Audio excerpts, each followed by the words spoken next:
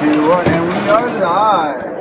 Back for another season of the Qeason. This is up from the 36th chamber, the Wu-Tang, back once again.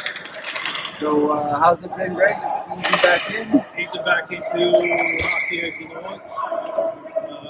Was on a little bit of a hiatus for the fall, and came back just before New Year, spent Christmas with the family here, and back into the fold now, playing again with you guys. And the dynamic has changed a little bit, right? Since I finished last season, and then you guys in the fall, dynamic has switched to two divisions out, A division and a B division. New players, a lot of new players, some returning guys. I watched some of the playoff games in December, early December, the culmination of the first half of the season, and the hockey was great. I got to say, it got the juices flowing for me to get out there and compete again. I don't know how I'll fare this year, but we'll see. So I think you can say both divisions. Well, compared to last year, for sure, that was a bit of split. But even since last split, both divisions have improved. I think the B, a lot of the guys that were kind of rookie last line have got a lot better. There's a bunch of guys that are now pushing A that are playing in B, and then A's just got a bunch of players.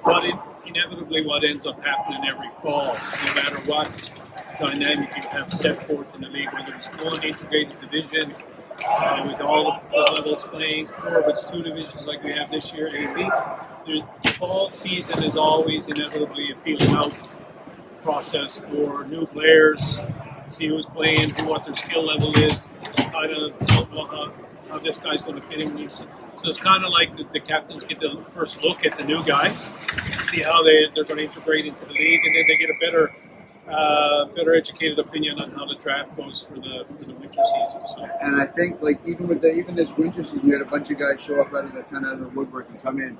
I think the captains that did their money ball and did their data and sort of checked those guys, it made a difference. We've seen a few games so far. We're only 3 games into this.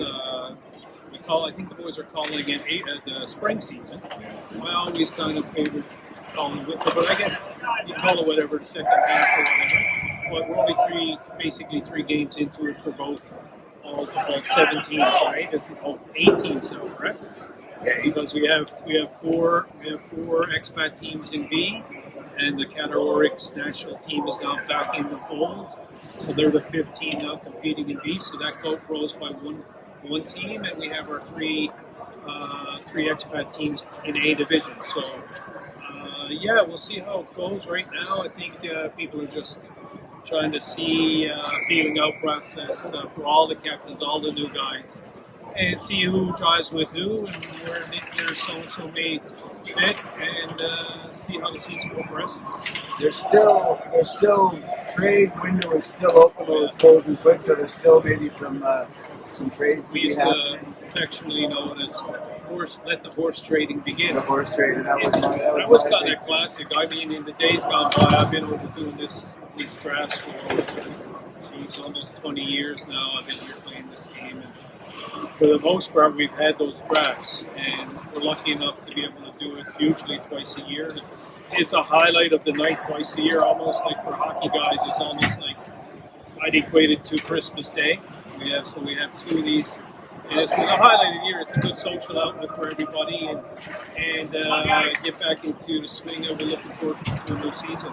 I did 2 late night draft day trades for 2 players, 2 double trades, and I like what I got. I like my team. We got some heaters and stuff. But B, Dean Moneyball that had all his stuff prepared, and then some of us didn't even know. So guys like Evengi went in the 7th round because he forgot that he was actually available to be picked, right? What happens to the other factor that goes into the equation for draft night is you have to know if you're a captain and you want to make some deals. You can take advantage of a captain if he has chosen to indulge himself too much in the libations. That was it. I waited him out. So if you want to play it that way yourself and and maybe you can actually put on a good face that you've had a little drinking, and somebody might think that you're a little bit they're ripe for the taking, and you're not. You're really not. So it's a bit of gamesmanship on draft night between the captains, and but we didn't see a lot of action this particular draft night. But like I said, the draft window is still there for I don't know if they've set a date and the deadline is going to be a quarter through the season, halfway. I don't know. It's a bit greasy at the moment. We'll see, but we'll hopefully get started. Because we're waiting to see how the Qataris will. The Qataris look like they're going to be a solid team. They've got a bunch of young guys. I think it's really good for them because without Knife and some of their A guys playing up, it means the younger guys are having to carry a bit more of the load. And I think it'll benefit their hockey. And yeah, it's good to have all the guys that, the fact that we didn't have Oryx in the fold in the fall. We always want to have as many participants in our game as possible here. You don't want to have a particular entity not playing that can play. So there were some politics that had to be worked out, nailed out between the two rinks. And I think going forward, they're going to be able to cater to the national team, and hopefully things work out. And some of the guys that are of A quality are able to play up in A division, so we welcome back players like Aziz, Knife, Johan, I think, is another one from the Oryx. I think those are the three that are playing in A right now.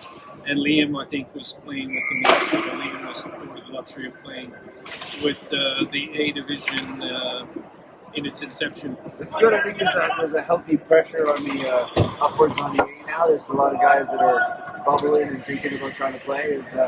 Almost like a tryout, like a training camp when the fall season ended, and then we had some shinnies over the holiday break. The last couple of shinnies prior to the draft were used as kind of a training camp for some of the guys who were new.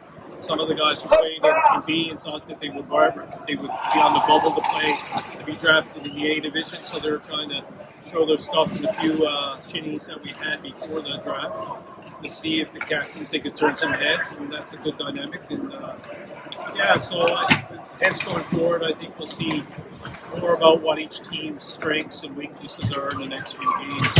We're here now tonight, we're watching behind us in the background. We've got an A game between the Oil Kings and Doom Bashers. And I was here for most of the game before Beck showed, and it's been a close contested affair. 27 shots right now apiece, with 8:49 left in the third period, and it's 5-2 Kings. The Kings have they were leading at 1.41. So I think, right from what I could ascertain from the game so far was kind of a possession game by the Kings. Even though the shots are even, most of the quality chances have come closer in range for the Oil Kings. A lot of the shots that the Doom Bashers have had have come from the outside. And in this game, when you have two quality goalies, I'm not sure who's usually you're not going to get anything by these guys from the outside unless it's somebody with a howitzer. So, it's not coming down to 8 minutes left for this one, and it's still 5-2 for the Oil Kings. So, Mr. Blake, captain of the Bashers, we'll see what he can pull out of the proverbial hat as the time goes down here now. So, he did a interesting draft, Blake. He picked a bunch of guys that were not picked by us, but he picked them in pairs. He's got two Qataris, he's got some of the new Russian guys coming up. I was noticing that when I was over behind their bench a little while ago, and I was looking at their demographic, and that's exactly what I noticed. And Blake made a concerted effort. He told me when I spoke with him on the weekend that's how he saw it, envision his team. He wanted some guys that have familiarity with each other. He's got the two categories, but he's got three of them. He's got all three guys from the Oryx. Right. So he's got Knife on the back end, and he's got Aziz, who played on D against us on Friday, and they really throttled us 11-3. So we were missing our big gun yesterday, but still, they did throttle us pretty good. So he's got, like I said, he's got the three categories there, so that's continuity of one sort. He's got two Russians to play together. Two Russian guys. Dimitri and Alex. I'm going to say something that ends in OV. It's Volskovsky. So As former B guys, we always kind of put, it's like when you have guys that go up from the minors from where you are, you're like, you're pulling for them, right? Yeah. Dimitri's on 4 points, 2-2 already, so we're you got watching. those guys, the three Oryx players that are going to division actually. So that's 5 on one squad. I don't think any other team in A has that many new components to their team going forward. So and he's got He's got Yuri from. Yuri from Croatia? Slovenia, sorry. Slovenian Yuri, who played with the Kings in the fall. He's a steady force there on the back end, along with John Minikin. I don't know if they paired them up all the time, but it looked like they had them paired up together a lot for this game. The Kings Stallion having another. Might have been Anchorage's own Jeremy Smith. I don't know if he's from Anchorage, but he's from Alaska somewhere. So Jeremy Smith. I know he scored at least one tonight, so that's 2 for him, I think. So 6-2 now with 5 to go. Only 5.5 left in this one. Bashers did the opposite of what Paul did. Paul went with all guys that he knows and all guys that he could definitely get no problems getting beers with. Nobody's checking anybody on the shredders' IDs, put it that way. Well, we got the other thing that's interesting is particularly the hockey world and the hockey celebs here in Doha know me, and they know that I'm all about fashion. So we got 2 new uniforms, 2 new teams going this year. So they've got one called the Nomads, which is kind of more of a look on maybe cultural diversity, historical culture within Doha. Their uniforms are very culturally representative of Doha and Qatar in general. And then we have the Shredders, who are a knockoff of the Pink Flamingo type Miami Vice. If a kid went to a carnival and then threw up, that's what I like them, but that's just me. But the Nomads are nice as well. I think they're both nice additions to our repertoire of uniforms. And everybody having socks is a nice thing too. The brass, Mr. Brent is engaged suppliers, and all teams represented now. They have their jerseys and they have their socks. So looking good out there. And it cracks me up that the Shredders, who Dean coined as the average age of the Shredders is retired, is wearing that Dayglow pink and green and whatever all those colors they got. That is just so classic that group of men are skating out in those uniforms. I'm hearing there has been rumors of objection against the new Shredders, and that I think some of the roster maybe deem them not manly enough. That they have reservations about the manliness of the uniform and not particularly overwhelmed by the thought of wearing them. So I don't know. Maybe we'll get more on that on another day from Captain Paul Warner about if there is any infighting about the particular uniform. Paul, just so you're aware, I'm going to finish this with one of your shifts from that game when I did the follow cam, where you were out on an island, just stand on the boards. You pictured that uniform pristine. There's no one between you and anybody. It's a lot of space between you and the puck. It's like the polar bear, isn't it? The ice pack. Yeah, that's he was just out there on the post. I'll add it in now when I'm talking about this. He was in position. He was ready for the release, but those uniforms, especially now that we got the purple haze, whatever thing we got going on for the coloring of the place. I mean, basically we've got Arabian Nights. The uniforms themselves are very flamboyant. Well, you have to have them that way if you're not gonna. You need to have a contrast. You can't have them not contrasting, because then it'll be difficult to know who's who. So I think we've done a good job now. We've got most of the color rainbow represented pretty well. So I don't know if there's any more color palettes or Pantones that we can go to. We can use them, and we're deep in now. Unless we start going camo or something like that. That's the next step, right? It might have to be something that's really obscure. I don't know. Well, there's not enough really to talk about the games in terms of like the positioning stuff. Everyone's kind of just feeling each other out. Right now in A and B, there is potential for perhaps 2 players to maybe be the first time somebody gets 100 points. It's never happened before. There's 2 guys are on pace in B, 1 guy that's on pace in A. who knows they'll play for the season. What do you think about this Four Nations Cup we're going to have here? Oh yeah, that's a hit on that one. The executive here with the QIIHL, they're going to implement the Four Nations, or our versions of it. Four Nations, as you know, the NHL and the brass there, Bettman and the brass is going to have a Four Nations tournament with the United States, Canada, Finland, and Sweden. The four powerhouses, I guess you could call in international hockey right now. They're going to have their own Four Nations competition, I think, 2 weeks from now. Week and a half. I think it's the 12th of February that opens up. So in turn, the boys are gonna do their own version. I guess is similar to that. I'm not quite sure how it's gonna be divided up, but if I was to bet, it'll be something similar to that.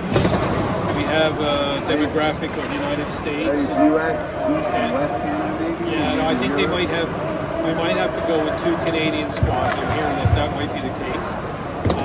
U.S. and then I don't know if we can break it down European-wise. It may be just 2 teams from Europe. I think we might have enough for 2 teams from Europe, not any particular European nation, but 2 teams from Europe, which would be probably like.